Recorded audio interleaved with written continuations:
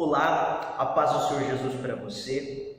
Eu sou o Gustavo, professor da Escola Bíblica Dominical aqui da classe de jovens da Igreja Evangélica Assembleia de Deus, sede em Paranaguá, Paraná. E hoje vou estar compartilhando com vocês o conteúdo da lição 4 desse segundo trimestre de 2020 da Escola Bíblica Dominical. A revista que nós estamos estudando, a título de informação, é essa revista aqui, Tempo de Conquistas, Fé e Obediência no livro de Josué. Então nós estamos estudando a vida desse grande homem de Deus, já tivemos 3 lições. A segunda lição foi a lição que eu ministrei também. Você pode ter acesso a esse material no canal do YouTube, então nesse vídeo aqui já vai ter ali o user, você clica ali, então vai ter acesso a todos os meus vídeos, pode curtir, pode compartilhar, pode interagir e ter acesso a esse conhecimento. Continuando o nosso estudo sobre o livro de Josué, hoje nós chegamos à lição 4. A lição 4, vamos falar praticamente dos capítulos 3 e 4 do livro de Josué. Tá? É importante a gente mencionar que essa aula vai direcionar-se para a entrada, a passagem do povo pelo Rio Jordão. Esse texto é um texto muito conhecido, mas é um texto que traz muita riqueza teológica para que nós estudemos e traz também muitas aplicações para a nossa vida prática cristã. Então, por isso, eu gostaria que você prestasse bastante atenção no conteúdo da nossa aula hoje. Pegue a sua Bíblia, se você tiver a sua revista, pegue ela também. Eu tenho certeza que vai ser um tempo muito proveitoso. O texto do dia da lição está registrado em Josué capítulo 4, versículo 24, que fala: para que todos os povos da terra conheçam a mão do Senhor que é forte, para que temais ao Senhor vosso Deus todos os dias. Assim, a lição fala que em Jesus Cristo nós já somos mais do que vencedores. Apenas fazendo uma breve recapitulação, Josué é o homem escolhido por Deus para efetivamente conduzir o povo de Israel até a terra prometida. Moisés foi aquele homem encarregado de tirar o povo da terra do Egito e passou por vários anos ali, vários acontecimentos no deserto, vários milagres, rebeldia do povo, diversos acontecimentos ali que estão registrados no Pentateuco. E Josué é o homem que Deus chama efetivamente para cumprir a promessa ao povo de Israel de que ele teria a terra prometida, de que o povo usufruiria da terra que emana leite e mel, da terra de Canaã. Como nós falamos na aula passada, essa promessa já vinha há gerações no povo de Israel, porque a promessa foi feita para Abraão, que na época ainda se chamava Abrão, em Gênesis 12. Então vem passando por Abraão, Isaac e Jacó também, que é Israel, depois que Deus muda o seu nome. Então é um momento histórico para o povo. O povo está com a expectativa, está na esperança de alcançar a promessa que Deus tinha dado desde os tempos de Abraão. Porém, essa passagem do povo pelo Rio Jordão era muito difícil. E haviam vários obstáculos ali que impediam que o povo pudesse chegar até a terra prometida. E para se chegar até a terra de Canaã, o povo necessariamente precisava passar por esse caminho do Rio Jordão. E é aqui que nós vamos concentrar a observação nos comentários da nossa aula de hoje. O texto bíblico está registrado em Josué, capítulo 3, versículos 5 e 6, e depois do versículo 14 ao 17. Pegue sua Bíblia aí, acompanhe comigo a leitura desse texto. Livro de Josué, capítulo 3, versículo do 3 ao 6, melhor dizendo, e depois do 14 ao 17. Diz assim, Josué capítulo 3, versículo 3.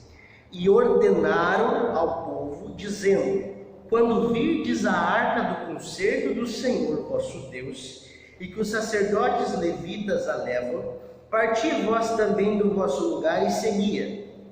Haja, contudo, distância entre vós e ela como da medida de 2.000 côvados, e não vos chegueis a ela, para que saibais o caminho pelo qual haveis de ir, porquanto por este caminho nunca passastes antes.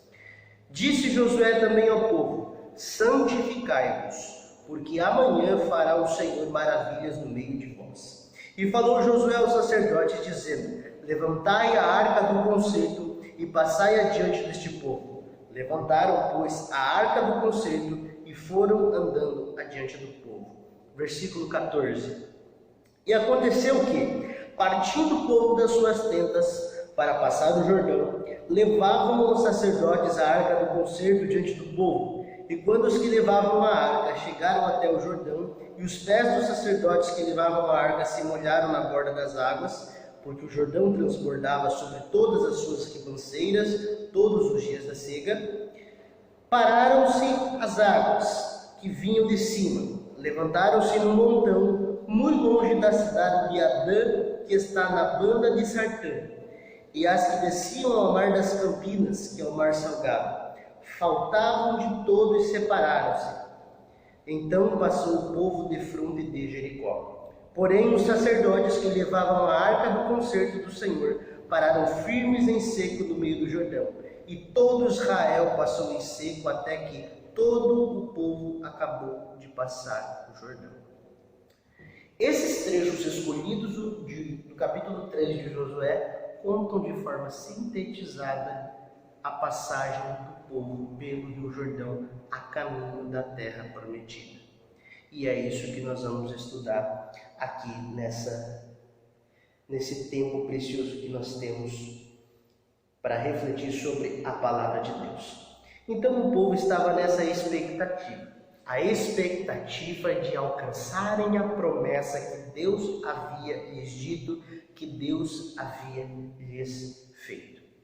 E para a gente começar a analisar, é importante pensar, até ali no primeiro tópico da lição, o subtópico 1, que esse dia da travessia do Rio Jordão, ele é um dia muito interessante se a gente for observar. Por quê? É nesse dia, o dia 10 do mês de Abib, melhor dizendo, era um dia que representava muita coisa, porque era o dia em que se comemorava a Páscoa. Era o dia em que o povo havia saído do Egito há 40 anos atrás. Então era um dia simbólico. 40 anos depois do povo sair da terra do Egito, eles estavam sendo introduzidos no caminho da terra prometida. Ou seja, depois de passarem por todo aquele processo de escravidão, depois por causa da sua rebeldia acabarem andando por esses 40 anos no deserto, o povo agora está feliz, pois vai alcançar a sua promessa, vai alcançar a terra que manda leite e mel. O tópico 2 da lição, o subtópico 2, ele chama a atenção para nós de algo muito importante, que é sobre a posição da arca do concerto. Se nós formos analisar o texto que diz, de Josué capítulo 3, fala que a arca ela vai à frente para mostrar o caminho. Josué 3,3, ordenaram ao povo dizendo, quando virdes a arca do concerto do Senhor vosso Deus, e que os sacerdotes levitas a levam, partir vós também do vosso lugar e segui. Ou seja, a arca iria à frente do povo. E se nós formos analisar essa característica de algo guiar o povo, durante o período que o povo de Israel passou no deserto, essa era uma característica muito marcante, uma característica muito presente. Porque durante esse tempo havia a nuvem e havia a coluna de fogo que também guiava o povo. Nesse caso da travessia do Rio Jordão, era a arca do Senhor que iria guiar o povo pelo caminho que eles precisavam trilhar.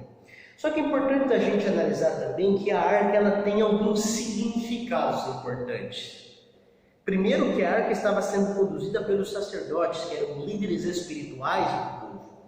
Só que a arca do Senhor, a arca de Deus, que Deus havia instituído para o seu povo, não era apenas um mero objeto, um utensílio qualquer. A arca do Senhor, ela representava a própria presença de Deus. A arca do Senhor representava que Deus estava no meio do seu povo. Então não era apenas um objeto, ela tinha um significado espiritual, tinha um significado de fé, tinha um significado de esperança para o povo. E essa arca que estava à frente do povo, guiando-os para que fossem até a terra prometida, passando pelo rio Jordão. O estudioso Brian Stanley comenta que a arca ela servia como uma espécie de templo virtual que era colocada dentro do tabernáculo. Então, para a gente ver que a arca ela tinha um papel muito importante dentro do povo de Israel. E além da arca ela representar a presença de Deus, ela também representava a segurança. Enquanto o povo estivesse com a arca, eles teriam a segurança do próprio Deus, principalmente em tempos de guerra. Então, a decisão de Deus em que a arca fosse à frente do seu povo era para demonstrar que a presença de Deus estava ali, para mostrar o caminho e para os proteger diante dos grandes desafios. E a arca ela continha 3 objetos dentro dela que têm um significado importante também. A arca continha os 10 mandamentos que foram dados a Moisés lá atrás. A gente vai ver isso no livro de Êxodo e também no livro de Deuteronômio, os 10 mandamentos. Vai ter a vara de Arão também, Arão, o primeiro sacerdote, e vai ter também um vaso de maná. O maná que era a comida, ou seja, Deus mandava maná para alimentar o povo durante o tempo em que ele passou no deserto. Então, os 10 mandamentos, a vara de Arão e o vaso de maná estavam dentro dessa arca. Então, para a gente entender que para se passar esse obstáculo do Rio Jordão, era necessário estar com a arca, ou seja, com a presença de Deus adiante, ou seja, à frente, mostrando o caminho. Isso nos mostra também uma lição para a nossa vida prática espiritual muito valiosa, que significa que todas as vezes que nós formos tomar alguma atitude, todas as vezes que nós estejamos caminhando em prol de algum objetivo, nós precisamos entender que a presença de Deus ela deve nos guiar. Não é o nosso próprio conhecimento, não é a nossa própria sabedoria, não é o nosso próprio entendimento, mas é a presença de Deus que deve nos guiar em prol daquilo que o Senhor tem preparado para a nossa vida. Então é por isso que o povo ele segue a arca, os sacerdotes vão à frente conduzindo a arca e o povo vai logo atrás, guardado a uma distância, para que eles mostrassem o caminho. Só que existia um grande detalhe que nós vamos analisar daqui a pouco, um pouquinho mais de detalhes, é que primeiro que atravessar o rio, um povo inteiro atravessar o rio não era uma tarefa fácil, mas peculiarmente o Rio Jordão, na época de cheia, essa dificuldade ela se potencializava, era uma dificuldade muito maior. Mas mesmo assim, quando a presença de Deus representada pela arca estava à frente do povo, as dificuldades foram vencidas e os obstáculos foram vencidos. O que nós aprendemos com isso é porque por mais que o Rio Jordão da nossa vida nos apresente muitas dificuldades, muitos problemas, com a presença de Deus nós vamos conseguir chegar na terra prometida. Com a presença de Deus nós vamos conseguir chegar até onde Ele deseja, até onde Ele quer que nós cheguemos. O coração do homem é enganoso, o nosso conhecimento é limitado, mas todas as vezes em que nós nos desafiamos a experimentar a vontade de Deus, que é boa, que é perfeita, que é agradável, nós vamos alcançando a terra prometida, assim como o povo de Israel também alcançou. Por isso é extremamente importante nós entendermos que a presença de Deus é essencial para qualquer coisa que nós formos fazer. O povo não estava indo a alcançar a terra prometida sem a vontade de Deus. Não, Deus havia confirmado que era o momento oportuno. Deus havia levantado Josué para liderar aquele povo. Deus havia preparado todos os detalhes para que o povo, enfim, alcançasse a terra de Canaã, a terra que manda leite e mel. E outro detalhe importante que a gente pode ver no subtópico 3 da lição é que a providência mais importante para que o povo alcançasse a terra prometida se encontra no versículo 5 do capítulo 3 do livro de Josué, que diz assim: disse Josué também ao povo: santificai-vos, porque amanhã fará o Senhor maravilhas no meio de vós. Perceba, Josué está liderando o povo diante de um momento histórico. O antecessor dele, que liderou o povo por muito tempo, que tinha o respeito e o apreço do povo, havia recentemente morrido. Josué recebe a confirmação do seu chamado por Deus e agora, com ousadia, ele anuncia ao povo para que se santificassem, para que eles pudessem enfrentar os obstáculos e chegar à terra prometida. A santificação. Tem outra parte da Bíblia, não me lembro agora a referência exata, que diz que seguir a paz com todos e a santificação sem a qual ninguém verá o Senhor. E esse mesmo princípio, essa mesma ideia de santificação é expressa aqui já no Antigo Testamento. Josué fala: olha, para alcançar a terra prometida, para que nós consigamos atingir aquilo que Deus quer para nós, conquistar a nossa terra de Canaã, precisa de santificação. Santificação, a palavra no original, ela significa separação, é separar as coisas impuras para se consagrar a Deus. Então o povo de Israel, naquele momento importante, precisava entender essa necessidade de eles serem santos. E se a gente for parar para pensar, Josué não diz assim: olha, vamos alcançar a terra prometida e depois vamos nos santificar. Não. Josué fala que a santificação antecede a conquista.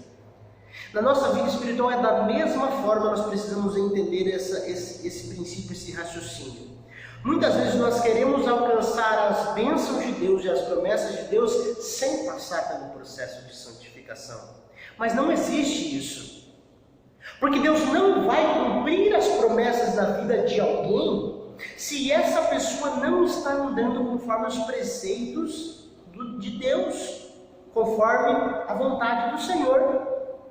É por isso que primeiro é a santificação, depois a conquista, e não o inverso. Muitas pessoas às vezes se sentem frustradas, porque não passaram pelo processo de santificação e já querem alcançar muitas conquistas. Mas a história do povo de Israel, nesse contexto de Josué, nos ensina que a santificação, ela antecede a conquista. Santificação no sentido de consagrarmos a nossa vida unicamente a Deus, de não termos outros deuses, não praticarmos idolatria, nos afastarmos do pecado, nos afastarmos dos erros, das coisas que nos impedem de chegar até Deus e viver uma vida pura, uma vida em que a gente, assim como o apóstolo Paulo fala, segunda carta aos Coríntios, capítulo 5, 17, é deixar o velho homem, é deixar as velhas práticas para que um novo homem, uma nova criatura, um homem espiritual possa viver em nós. Então a santificação é extremamente importante e sem ela nós não conseguiremos conquistar as coisas que Deus tem para nós, os planos que Deus tem para a nossa vida, e também nós não poderemos ver ao Senhor sem a santificação. Pois bem, estou passando de uma forma rápida, até porque essa estratégia de dar aula em vídeos não nos permite adentrar com tanta minuciosidade nos temas, mas eu creio que logo, passando esse tempo triste que nós temos vivido, nós estaremos aqui com as nossas aulas presenciais, onde poderemos tratar com mais detalhes todos esses detalhes e essas questões da palavra de Deus.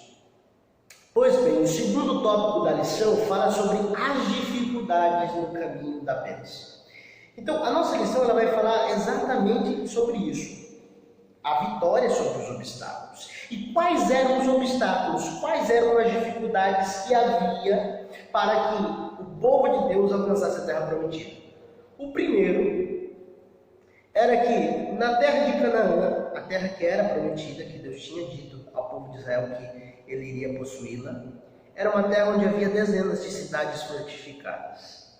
Se nós vamos voltar um pouquinho, no livro de Números, ali no capítulo 33, perdão, Números no capítulo 13, a partir do versículo 26 até aí assim, o versículo 33, nós vamos ver o resultado da expedição de observação da Terra Prometida.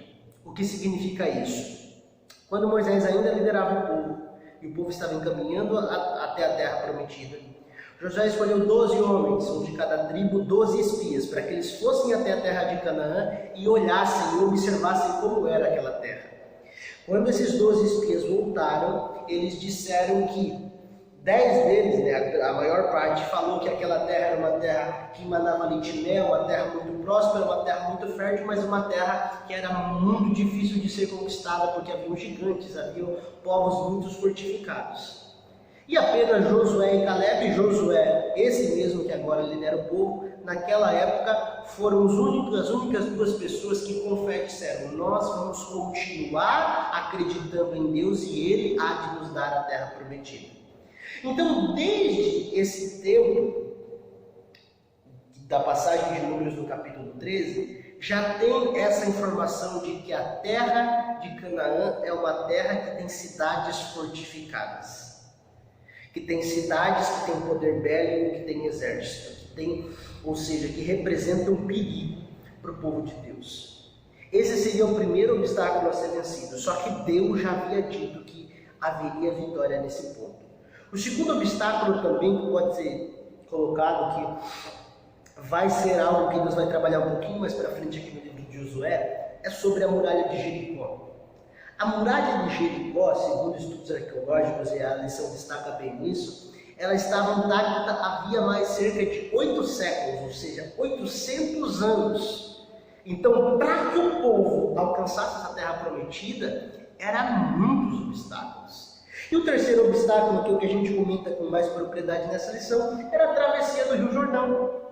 Durante o tempo de cheia, e aquele tempo era um tempo de cheia, o tempo em que o povo estava atravessando, era quase que intransponível aquele rio. Então haviam três obstáculos grandiosos: as cidades fortificadas, a muralha de Jericó e a travessia do Rio Jordão. Só que Deus é tão maravilhoso que cada obstáculo foi sendo vencido. Isso nos ensina uma lição muito importante para a nossa vida. É que muitas vezes, quando nós estamos prestes a receber o cumprimento das promessas de Deus na nossa vida, quando os obstáculos começam a surgir, nós começamos a duvidar do que Deus vai fazer. E é por isso que o povo pecou contra Deus e pereceu boa parte deles, do povo de Israel. Porque Deus disse que ia dar a terra prometida para eles. Não importava se havia gigantes, não importava se as cidades fossem muito fortes, não importava se eles fossem um povo difícil de ser combatido.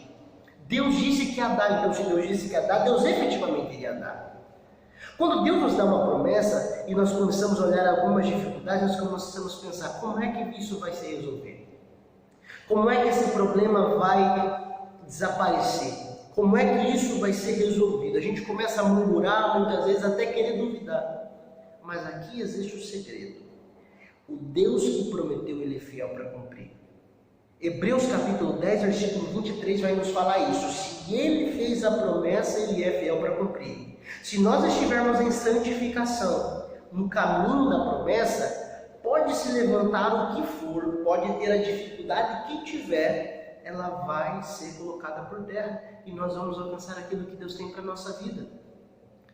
Então, por isso, não se preocupe. Às vezes a gente maximiza, a gente engrandece os problemas, sendo que se Deus falou que Ele vai dar, se a gente andar nos caminhos dEle, pode ficar tranquilo, pode ficar tranquila que Deus, no tempo certo, Ele vai agir para poder dar. Então, por mais que tivesse todos esses obstáculos, Deus estava agindo com poder, com graça, para conceder a realização da promessa para o seu povo. E Deus, Ele é tão maravilhoso, que perceba, o povo precisou passar por esses obstáculos, mas quando o povo chegou na terra de Canaã, era um tempo de colheita já, era um tempo de frutos. Então o povo de Israel ele teve que passar por todas essas dificuldades, mas quando a promessa se cumpriu de uma forma maravilhosa. O povo chegou nessa terra já com muita prosperidade, em tempo de colheita, em tempo de frutos. Isso também reflete o quê? A bondade de Deus para a vida do seu povo. Por mais que a gente passe por momentos de dificuldade, momentos de problema, quando a luta passa, quando a prova passa, quando o problema se vai, Deus ele nos dá a recompensa pela nossa perseverança. O povo nesse caso perseverou, atravessou o Rio Jordão, alcançou a terra prometida e chegou lá com um período extremamente fértil e extremamente cheio de frutos. Por isso nós precisamos entender que Deus ele é bom. Em todo tempo Deus é bom. Se você está pensando em desistir, passando por algum momento complicado, a palavra de Deus, ela nos ensina neste caso de Josué. Os obstáculos vão ser superados, vão ficar para trás, e depois que passarem esses obstáculos, nós receberemos a recompensa. Isso se aplica à nossa vida espiritual. Aqui nessa vida nós temos muitas tristezas, nós temos dificuldades, nós temos problemas, mas depois que tudo isso passar, Jesus tem para nós no céu uma Jerusalém celestial esperando para todos aqueles que nele creem, para que todos aqueles que nele esperam, para todos aqueles que se santificaram em prol da sua palavra. Por isso saiba que Deus ele é bom. Eu queria só abrir um parênteses aqui para poder explicar uma coisa importante, é que Deus na sua essência é bom. Nós não podemos confundir a bondade de Deus com a teologia da prosperidade, que diz que Deus vai dar tudo aquilo que nós queremos. Que Deus é como se fosse o Papai Noel, o coelhinho da Páscoa que distribui presentes. Não. Deus ele é bom e ele nos mostra a sua bondade quando seus filhos são fiéis, quando seus filhos são obedientes e no tempo certo. Então, para que nós provemos a bondade de Deus, precisamos andar em caminho de obediência.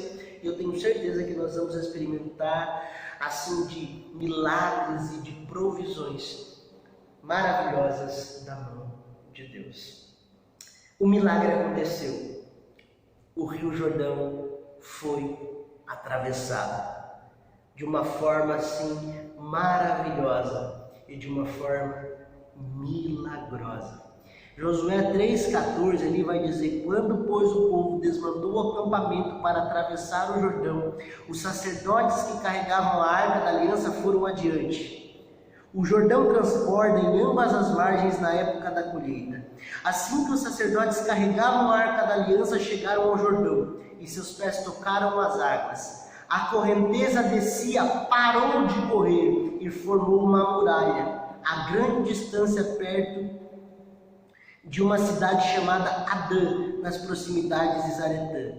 E as águas que desciam para o mar da Arabá, o mar salgado, escoaram totalmente, e assim o povo atravessou o rio em frente de Jericó. Os sacerdotes que carregavam a arca da aliança do Senhor ficaram parados em terra seca no meio do Jordão, enquanto todo o Israel passava, até que toda a nação atravessou pisando em terra seca. Veja só como Deus age. Aos olhos humanos parecia impossível atravessar aquele Jordão, principalmente em época de cheia. Mas quando a presença de Deus foi à frente do povo, um milagre aconteceu. Deus agiu e o povo passou em seco a caminho da terra prometida. Isso nos ensina uma lição muito importante. Nós precisamos agir naquilo que é possível, o que é impossível Deus faz. Deus mandou que os sacerdotes carregassem a arca e que eles fossem atravessar o rio.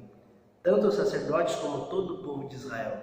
O povo fez aquilo que estava ao seu alcance. E o que não estava ao alcance, que era o rio Jordão escoar as águas, Deus agiu e fez. Isso é isso que nós precisamos aprender, é que muitas vezes a gente acha que Deus tem que fazer tudo para nós. Não, nós precisamos agir naquilo que é possível. O que é impossível, Deus, Ele age. Então nós vemos aqui mais uma grande demonstração do poder e da graça do Senhor Jesus, do Senhor Deus, que guiou o seu povo até a terra prometida, um povo santo, um povo que estava preparado para aquele momento.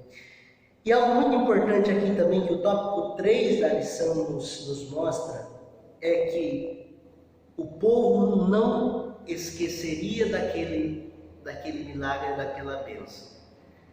Se nós vamos olhar o começo do capítulo 4, Deus já fala para Josué para que se construísse um memorial na localidade chamada Gilgal, para que lá no futuro todos soubessem que ali Deus operou o milagre e o povo atravessou o Rio Jordão.